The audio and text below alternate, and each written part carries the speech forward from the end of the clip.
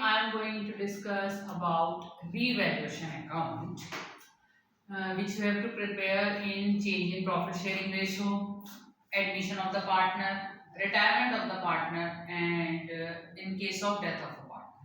तो ये 4 टॉपिक्स हैं आपके जो पार्टनरशिप एक्ट में है 12th के, जिसमें आपका पूरा रिवैल्यूएशन अकाउंट आपका कवर होगा और नियर अबाउट 500 to 600 टाइम्स। आप अगर प्रॉपर प्रैक्टिस करते हैं तो इतनी बार आप रिवैल्यूएशन अकाउंट अपने पूरी टर्म में आपको मेंटेन करना है।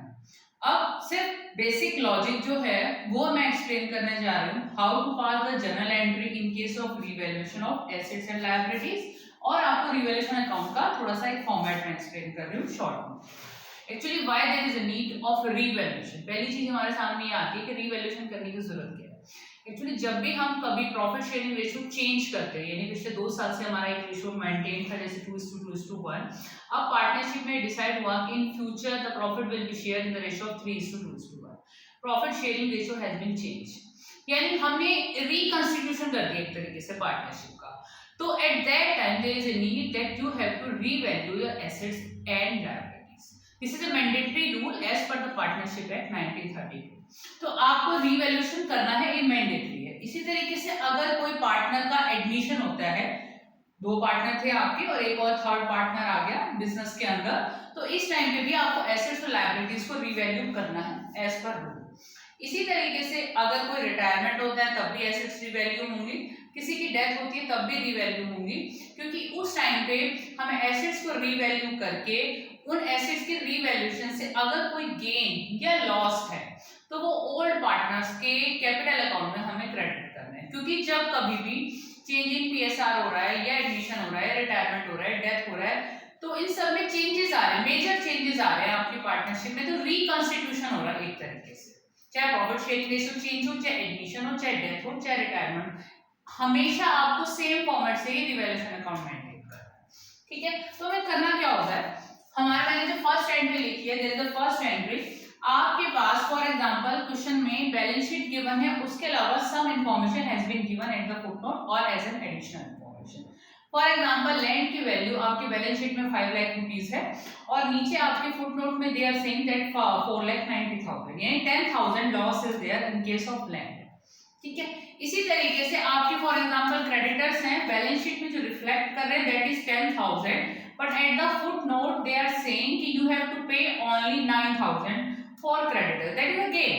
देखिए लायबिलिटी अगर आपकी डिक्रीज हो रही है that is a gain for you, क्योंकि आपको अब कम लायबिलिटी पे करनी है। एसेट्स आपकी अगर आपकी डिक्लाइन कर रही है, डिक्रीज हो रही है, that is a loss for you, ये चीज आपको ध्यान रखनी है। इसी तरीके से अगर आपकी लायबिलिटी इंक्रीज हो रही है, बिल्स पेबल पहले 10,000 थे और अब 12,000 यू हैव टू पे, तो that is a loss for you, that loss that is a revaluation of asset we can say. और इसी तरीके से आपका स्टॉक की वैल्यू पहले 40,000 रुपए थी, आज की डेट में उसकी मार्केट वैल्यू 50,000 रुपए, 10,000 का गेन हो गया। तो इसी तरीके से आपको एसेट्स और लायबिलिटीज को अपनी बुक वैल्यू यानी बैलेंस शीट की वैल्यू से वर्किंग नोट में जो इन्फॉर्मेशन गिवन है at the time of admission, retirement, death and at the time of change in profit sharing ratio, you have to compare and you have to check either we are in gain और we are in loss. उसी हिसाब से आपकी entry होगी। तो देखिए entry में कैसे पोस्टिंग करनी है। अब मैंने यहाँ पर सिर्फ सन्ड्री एसेट्स और सन्ड्री लायबिलिटीज लिखा है, आप इंडिविजुअली नेम लिखेंगे। जैसे कि आपका लैंड है, लैंड के केस में फॉर एग्जांपल मैंने अभी आपको बताया देयर इज अ लॉस। ठीक है, कितने का लॉस हुआ आपको लॉस मैंने बताया 10,000 रुपीज का। दैट, तो अगर आपको लॉस हो रहा है तो रिवैल्यूएशन अकाउंट डेबिट होगा। Revaluation is a nominal account और नॉमिनल अकाउंट का आपका रूल क्या होता है, डेबिट ऑल लॉसेस। ठीक है, that's why revaluation account has been debited to land account, that is your journal entry which you have to pass in case of loss. इसी तरीके से अगर आपकी लायबिलिटी है, लायबिलिटी के अंदर क्रेडिटर्स हैं या बिल्स पेबल हैं, क्रेडिटर्स के केस में अगर आपको लॉस हो रहा है, यानी बैलेंस शीट में आपका डेटा है 10,000 और वर्किंग नोट में दे आर सेइंग कि यू हैव टू पे 12,000, आपकी लायबिलिटी इंक्रीज हो गई, that is a loss and that loss should be debited to revaluation account. Revaluation account debit होगा इन केस ऑफ लॉस। ठीक, loss के case में तो आपको चेक करना है कि वो एसेट साइड का लॉस है या लायबिलिटी साइड का लॉस है। इन द सेम वे मैंने एसेट्स यहाँ पे डेबिट की है, लायबिलिटीज यहाँ पे डेबिट किया है, रिवैल्यूएशन अकाउंट को मैंने क्रेडिट किया। रिवैल्यूएशन अकाउंट कब क्रेडिट होगा, जब आपको गेन हो रहा है। आपकी एसेट की value as per the balance sheet that is 10 lakh, now the market value is 12 lakh, 2 lakh का गेन है, जो 2 लाख रुपीस का गेन है वो बिल्डिंग के केस में या मशीनरी के केस में whatever asset it is except cash balance, क्योंकि कैश बैलेंस अलग से बनता है। कैश बैलेंस और बैंक बैलेंस आप कंसीडर नहीं करेंगे, बाकी सारे एसेट्स को आप कंसीडर करेंगे, चाहे वो डेटर्स हैं, चाहे वो स्टॉक है, चाहे वो लैंड है, बिल्डिंग है, प्लांट है, मशीन। गेन हो रहा है, रिवैल्यूएशन अकाउंट क्रेडिट होगा और एसेट आपकी डेबिट होगी जिस भी एसेट के साथ आपको गेन है। मैंने यहाँ पे सन्ड्री एसेट मेंशन किया, मैं दोबारा बता रही हूँ। आपका लैंड में गेन है, लैंड अकाउंट डेबिट होगा, बिल्डिंग में गेन है, बिल्डिंग अकाउंट डेबिट होगा, मशीनरी में गेन है, मशीनरी अकाउंट डेबिट होगा टू रिवैल्यूएशन, यानी whatever gain is there that should be credited to revaluation. अब आपने एक बार आपका रिवैल्यूएशन डेबिट हुआ, एक बार रिवैल्यूएशन क्रेडिट हुआ। मेरा स्टूडेंट से रिक्वेस्ट होता है कि आप इंडिविजुअल एंट्रीज ना कीजिए, बेसिकली आप 2 एंट्रीज में ही सारी एसेट्स को एक बार रफ में चेक कर लीजिए कि आपका क्या गेन रहा, क्या लॉस रहा, और उसके हिसाब से एंट्री पास कर लीजिए, ठीक है। अब अगर आपको रिवैल्यूएशन के केस में गेन आता है तो gain should be transferred to old partners capital account in old profit sharing ratio. Old profit sharing ratio में आपको ये क्रेडिट करना है।